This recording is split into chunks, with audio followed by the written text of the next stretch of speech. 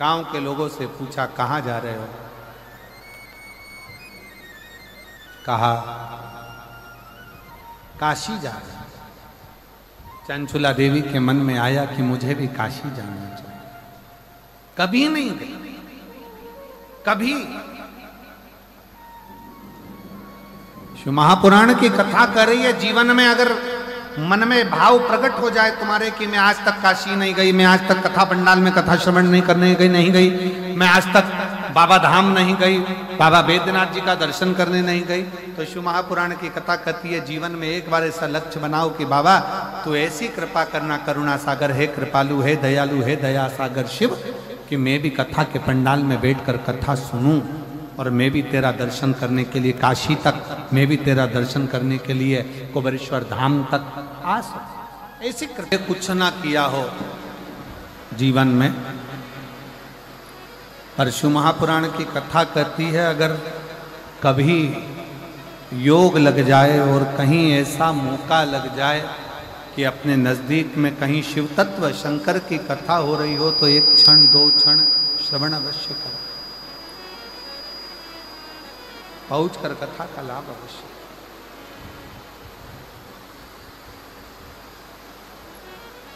उस कथा को अपने जीवन में जरूर उतारो, उसको श्रवण करें।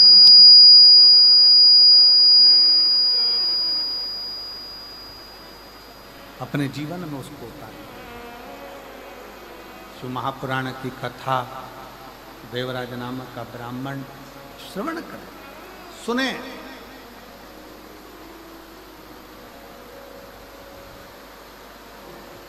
कितना सुंदर कहा है कि डॉक्टर के पास में हड्डी या नस में जो अकड़ हो जाती है उसको समाप्त करने की दवा डॉक्टर के पास होती है।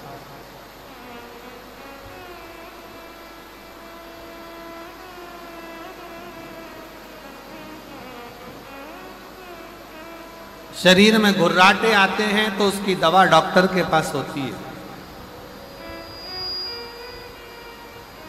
पर शिव महापुराण की कथा कहती है जब शरीर में अकड़ आई तो उसकी दवा डॉक्टर के पास है, घुर्राटे आए तो उसकी दवा डॉक्टर के पास है।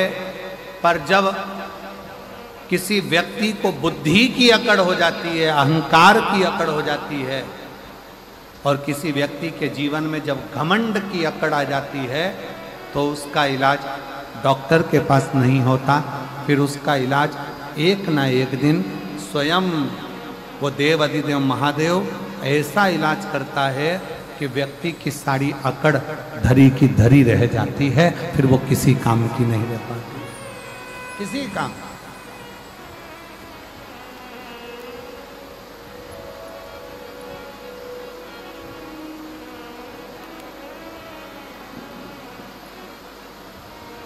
फिर वो किसी कर्म की नहीं, वो किसी काम की। शिव कथा कर रही है, भगवान शंकर का चरित्र कर रहा है। भगवान को पाने के लिए बहुत सारी दौलत या संपदा या धन या वैभव या सत्ता की जरूरत नहीं होती। कोई तुमसे कहे भगवान को 56 भोग लगाओ तो भगवान को 56 भोग की भी जरूरत नहीं होती। जो दुनिया के लोगों का पेट 10,000 ब्राह्मण का पेट आधा चावल का दाना झूठा द्रौपदी के घर का खा लेता है और 10,000 ब्राह्मणों का पेट भर देता है,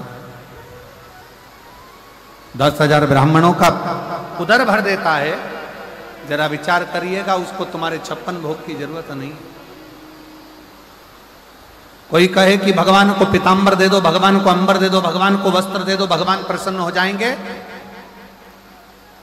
जो एक उंगली उठाकर द्रौपदी को 9,999 वस्त्र दे सकता है, उसको तुम्हारे वस्त्र की भी जरूरत नहीं।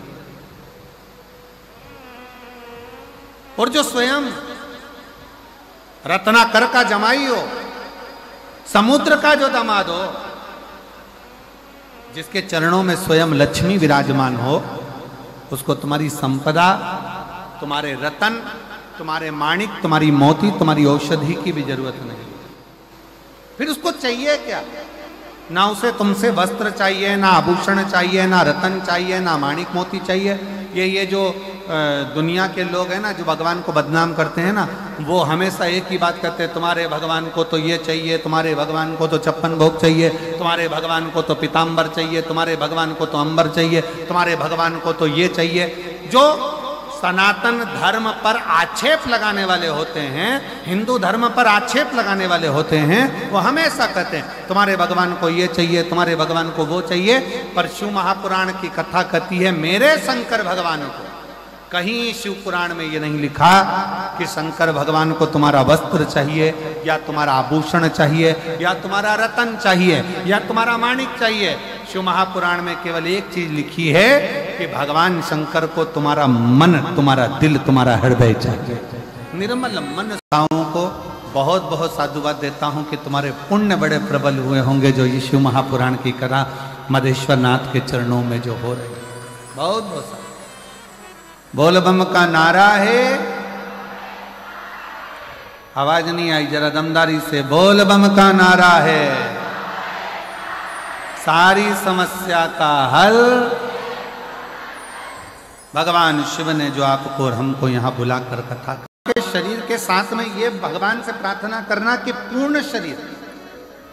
कई कई संसार में ऐसे भी जन्म हैं, किसी को भगवान ने एक नेत्र नहीं दिए, किसी को आंखों की रोशनी नहीं दी, कोई कोई ऐसा जन्मा जिसको श्रवण शक्ति नहीं दी, कोई कोई ऐसा जन्मा कि जिसको भगवान ने वाणी नहीं दी, कोई कोई ऐसा जन्मा जिसको भगवान ने चरण नहीं दिया, कोई ऐसा जन्मा जिसको भगवान ने हाथ नहीं दिया, कोई ऐसा जन्मा जिसको भगवान ने बुद्धि नहीं दी, कोई ऐसा जन्मा जिसको भगवान ने विवेक नहीं दिया। पर भगवान ने अगर तुम्हारा शरीर पूरा दिया है, पाँव दिए, हाथ दिए, नेत्र दिए, श्रवण दिया, वाणी दी, सोचने समझने की बुद्धि दी, तो भगवान को धन्यवाद देना कि तेरी कृपा बड़ी हम पर है जो तूने हमें पूर्ण शरीर दिया। ये तेरी कृपा से मिला।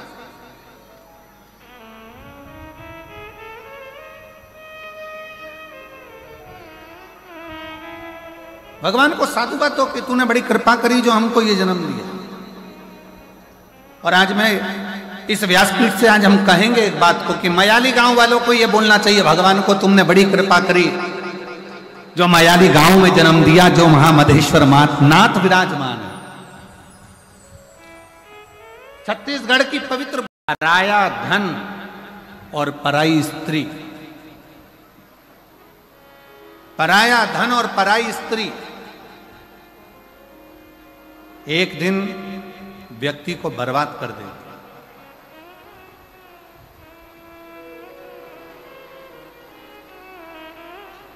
पराया धन और पराई स्त्री एक दिन बर्बादी के सिरे पर ले जाकर छोड़ देती।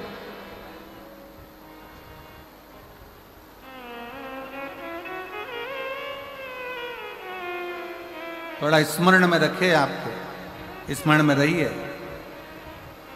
करोड़ों का किसी का धन पड़ा हो ना, किसी का वैभव पड़ा हो, करोड़ों की दौलत पड़ी हो ना, वो किसी काम की नहीं। अगर आपकी है तो आप स्वीकार करिए।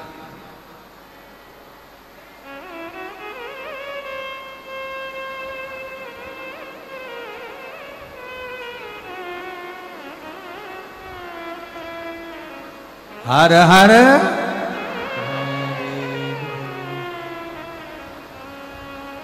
पराया नहीं। अगर मिल जाए शरणागति भगवान शंकर की तो उसको स्वीकार करो। कौरव और पांडव दोनों की सेना तैयार है, युद्ध के मैदान में खड़ी है। दोनों की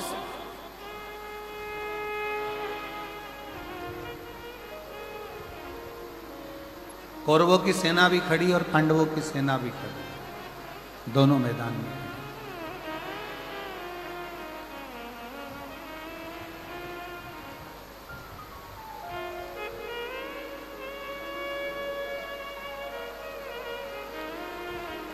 कौरवों की सेना भी मैदान में है, पांडवों की सेना भी मैदान में। भगवान कृष्ण ने अर्जुन से कहा, अर्जुन एक बात सुनो, ये युद्ध जो प्रारंभ होने वाला है, इस युद्ध के प्रारंभ में शंख की ध्वनि कर कर चिल्ला कर कह दिया जाए, अगर कोई कौरवों में से पांडव में आना चाहे तो आ जाए, और अगर कोई पांडवों में से कौरवों में जाना चाहे तो चले।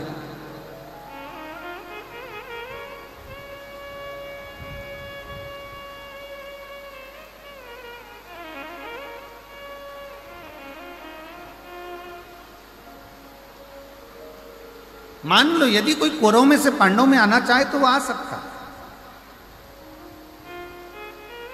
और यदि कोई पांडवों में से कौरवों में जाना चाहे तो वो जा सकता।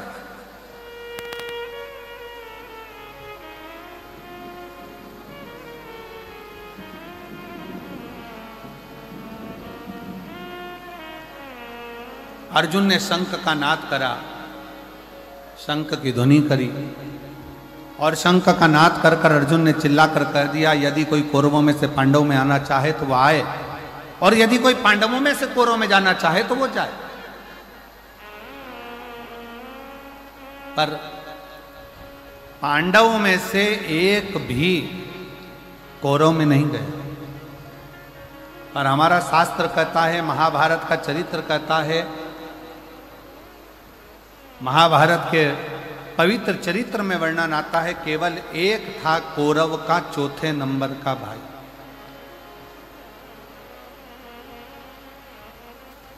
जिसका नाम था विकर्ण।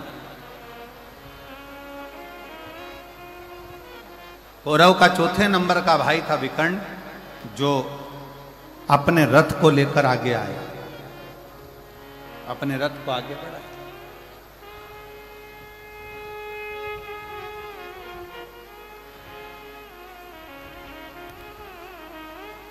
और विकर्ण ने जैसे ही रथ आगे लिया, कौरव ने आवाज लगाकर कहा, कौरव चिल्लाकर कहे, दुर्योधन ने कहा कि विकर्ण तू मेरा भाई है, चौथे नंबर का मेरा भाई है, मेरा सगा भाई है, और तू पांडवों के साथ में जा रहा है।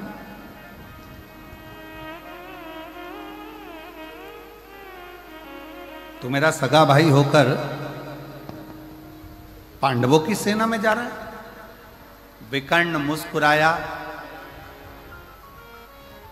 थोड़ा रथ और आगे बढ़ाया। फिर दुर्योधन ने कहा, दुशासन ने आवाज लगाकर कहा, विकर्ण तू हमारा भाई होकर, सगा भाई होकर, और तू पांडवों की सेना में जा रहा है। आखिरी में विकर्ण से रहा नहीं गया, और विकर्ण ने कहा, भैया दुर्योधन, भैया दुशासन, सुनो, मैं पांडवों की सेना में नहीं जा रहा हूं, मैं धर्म की लड़ाई लड़ना चाहता हूं, इसलिए मैं पांडवों की सेना में नहीं, जो रथ को हाँक रहे हैं द्वारका नाथ, जो रथ को चला रहे हैं भगवान कृष्ण, विकर्ण कहता है मैं उन कृष्ण की शरणागति में जा रहा हूं। आप ये ना सोचे कि मैं पांडव के पास जा रहा हूं, मैं तो कृष्ण की शरणागति में पहुंचा।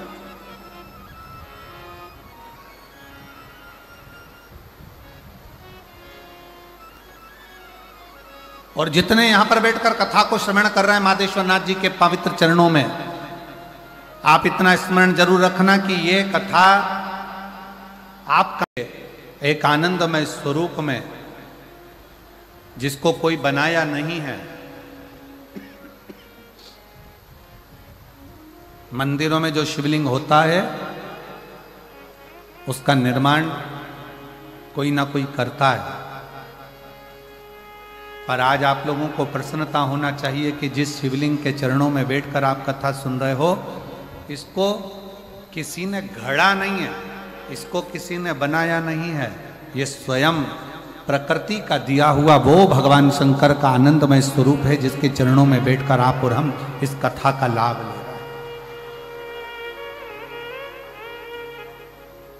और देखो, मानो तो गंगा माँ हूं और ना मानो तो बहता, जम के बोलो जरा, ना मानो तो बहता, अब मान लो तो मैं गंगा हूं, और ना मानो तो पानी तो बह रहा है। तुम्हारी मर्जी पड़े तो डुबकी लगाओ, तुम्हारी मर्जी पड़े तो नहाओ, तुम्हारी मर्जी पड़े तो ले जाओ, तुम्हारी मर्जी पड़े तो जाओ।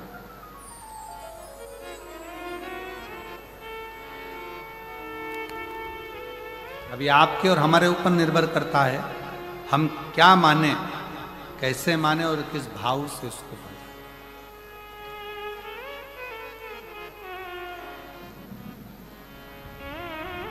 देवराज, मेहनत, आपकी लगन, आपका परिश्रम, जिस दिन आपने विचार कर लिया कि मैं पढ़ाई कर रहा हूं और उच्चता में एक आनंद के साथ एक लक्ष्य बनाकर कर रहा हूं, तो दुनिया में किसी की सामर्थ्यता नहीं कि आपको पीछे हटा। आप अपने लक्ष्य में आगे बढ़ोगे। हमने पहले भी कथा में कहा, आज फिर कहते हैं, माता के गर्भ से भी अगर किसी का जन्म हुआ है ना, तो हंसते हुए नहीं हुआ है, हंसते हुए नहीं हुआ है। माता के गर्भ से भी अगर किसी का जन्म हुआ है तो वो रोते हुए हुआ है। और स्वयं रामचरितमानस में तुलसी बाबा ने लिख दिया, माता कौशल्या जी राम जी का जब दर्शन करती हैं तो उसी समय पर कहती हैं, माता पुनि बोली सोमति डोली तजऊ तात यह रूपा, कि जय शिशुलीला अति प्रियशीला यह सुख परम अनुपा, सुनी वचन सुजाना रोदन ठाना। इस संसार सागर में जन्म लिया है तो शिव महापुराण की कथा कहती है, रामचरितमानस कहती है कि संसार में जन्म लेने के बाद थोड़ा ना थोड़ा दुख तो आपकी जिंदगी में आएगा ही, थोड़ा ना थोड़ा दुख अपनी जिंदगी में आएगा ही। पर शिव पुराण की कथा एक बात और कहती है, अगर आपका लगन, आपकी मेहनत, आपकी कार्यशीलता और आपके कर्म की प्रबलता है तो दुनिया में कोई हरा नहीं सकता। आप आगे बढ़कर ही रहोगे और सफलता आपके पास में आएगी। बढ़ो।